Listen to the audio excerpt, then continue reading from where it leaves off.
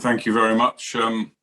It's a great pleasure to join you today in a very unusual situation, I would say, unfolding in Afghanistan. First of all, I think I'd just like to give my views on what happened and why it happened.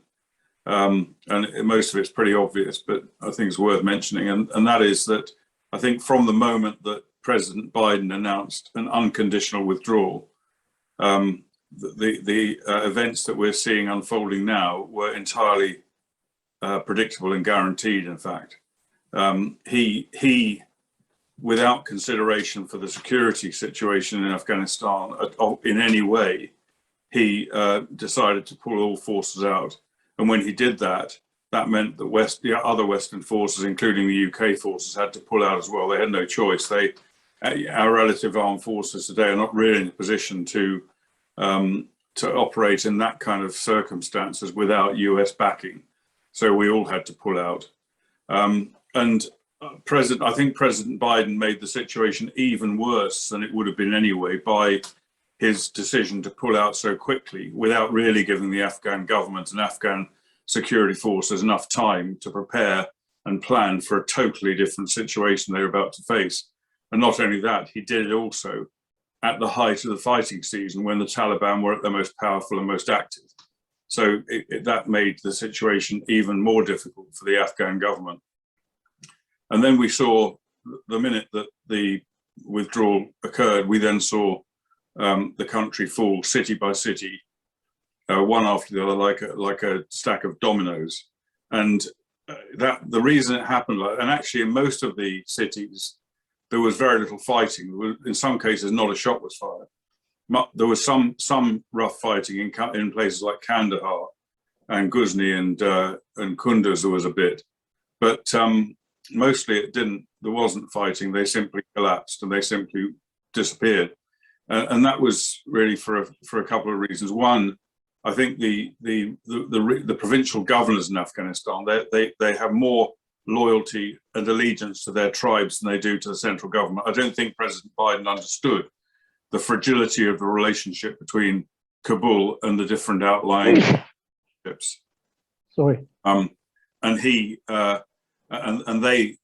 reconsidered the situation when the US was no longer backing Kabul, and in some cases went over to the Taliban. In other cases, simply gave up and didn't bother to stage a fight. And their militias followed suit. And the Afghan army, looking around, realizing what was happening, just went. In many cases, some fought.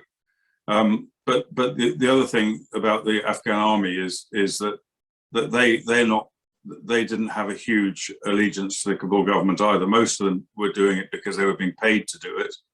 And when the chips are down, and the choices between getting paid, and often they weren't paid because the corrupt government in Kabul wasn't supporting them as it should have done. When the chips are down, they ask the question, do I get paid or do I and die or not? And then they took the obvious answer to that.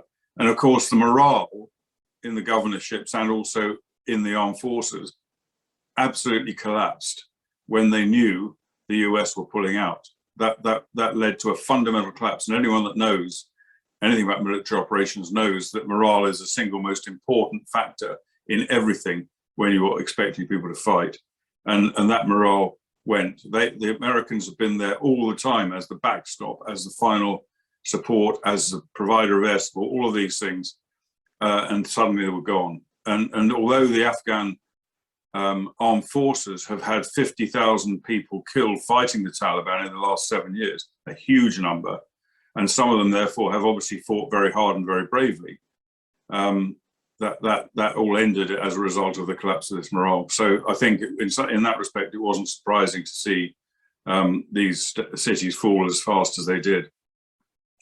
I would say the implications in Afghanistan of all this are, first of all, I think most people will recognize that despite the mealy-mouthed words of the Taliban spokesman that we've heard speaking, I think there's no doubt Afghanistan is going to go back to the 7th century. It will go back to a very, very dark, very repressive, aggressive, violent rule by the Taliban, very similar to what existed before, which I think we all know and understand what happened there under the Taliban.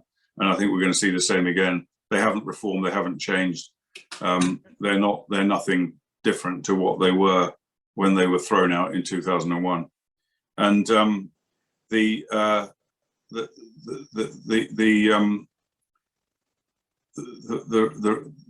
thing about the Taliban, I think, to mention is that there's a lot of people have been saying they distance themselves from Al Qaeda, and there was talk of a deal between the US and the Taliban, withdrawal by the US from Afghanistan, if the Taliban agreed to split themselves from Al Qaeda. That was never going to happen. They've been closer and had a deeper relationship with Al Qaeda since 2001 than they ever had before. And on top of that, we've got the Islamic State situation in Afghanistan. There's a significant number of Islamic State fighters, and certainly Al Qaeda fighters in some places were fighting alongside the Taliban in taking down these cities. They immediately, the minute that Biden declared his withdrawal, the Taliban immediately declared victory before anything else happened, and that was echoed by jihadists all around the world, and they've been encouraged and inspired by this. And the latest situation where Kabul has now been taken and Afghanistan is now effectively in the hands of the Taliban, that will motivate and inspire jihadists around the world to carry out attacks against our countries. We will also see, I think, jihadists from around the world pouring into Afghanistan, as they did before 9/11. They will train, they will prepare, they will plan, they will meet one another, and they'll get ready to launch attacks on the West and on other countries from Afghanistan. I don't think there's any doubt about that. It might not happen overnight, but it will happen. All the while the Taliban is in control of Afghanistan.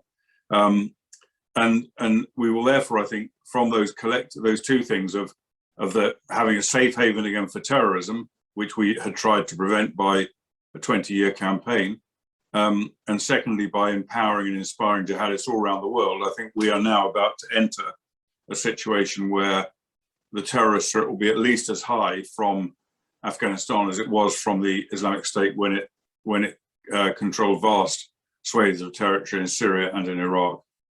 And that will affect, I think, without a doubt, will affect all of our countries. On top of that, there'll be a major refugee problem. Afghans are already the second largest refugee population in the world. They will flood, they are flooding as we speak into Pakistan. Some will go into, there are already about 100,000 internally displaced people in Afghanistan. And some, quite a lot already, and many more will move into Iran, through Iran, and to Turkey, and then eventually into Europe. So we will see, I think, a significant influx of refugees coming into Europe as a result of this. In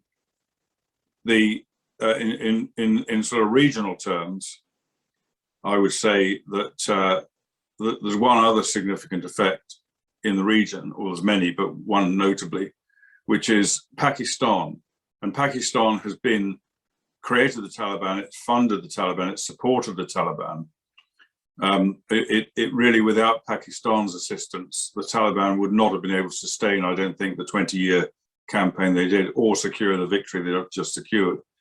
Yet, also the existence of a jihadist state next door to Pakistan will, I think, present great dangers for Pakistan. And one of the biggest threats that we always considered during the Afghanistan campaign, the threats for the Taliban winning, was that the potential for them taking over control or getting access to some of the nuclear facilities, nuclear weapons facilities in Pakistan.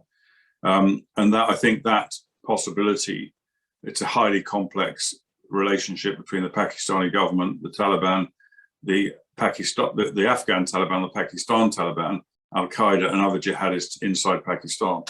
So I think that, that's a significant threat that shouldn't be forgotten about, the threat of terrorists becoming armed with nuclear material. I'm not suggesting they would necessarily use them as, say, nuclear missiles, but the material itself could be used and weaponized by the Taliban, or by jihadists in Afghanistan, I should say.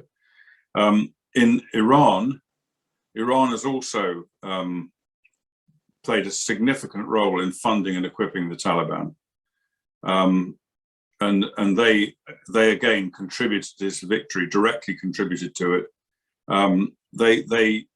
They supported and assisted and funded and armed jihadists, particularly earlier on in the campaign, to kill US and British forces in Afghanistan, as they had in Iraq, using their proxies there. So that's not quite on the same level, but nevertheless, they've had a significant role in Afghanistan. As I mentioned, they will be seeing a big influx of refugees into Iran, but also Iran is I think, they're set to maybe to increase their regional influence through the connections they've got with the Taliban.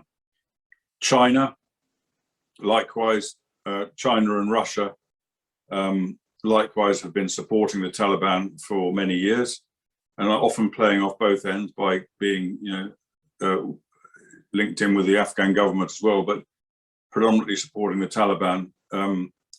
China will, I think, China has been, for example, paying the Taliban to track down and murder Uyghur leaders from China who've escaped into Afghanistan.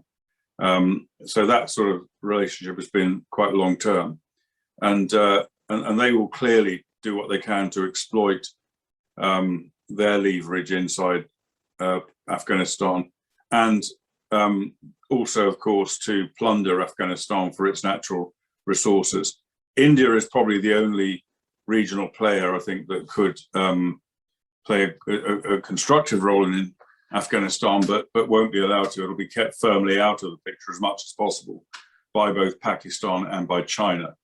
And of course, China and Russia will do what they can, using Afghanistan in whatever way they can as a weapon, a form of weapon against the West, against the US in particular, as will Iran.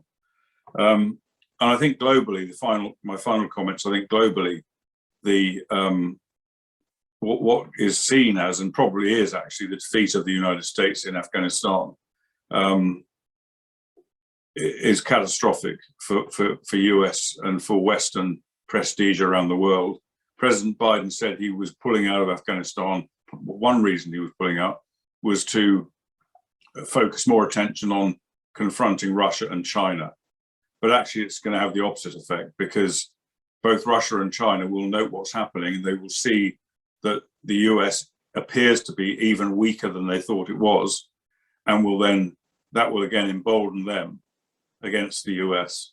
But even worse, they will, those countries that we were hoping to persuade to come over to our side, rather than be with the Chinese, and there are many countries in that position, they're going to be asking the question, why would we go with the West? They're clearly fair weather friends. Obviously, China is going to be far more reliable as an ally. So let's do the sensible thing. And I think that all of that will significantly undermine the prestige of the US. It's a little bit like, it's got some comparisons with the US partial abandonment of Saudi Arabia under President Biden, and indeed under President Obama, which of course empowered Iran in the region, and scared the hell out of Saudi Arabia and other Gulf countries as well. So really, I think that's. I'm very happy to take any questions on any of those things or something else, maybe after General Cooper's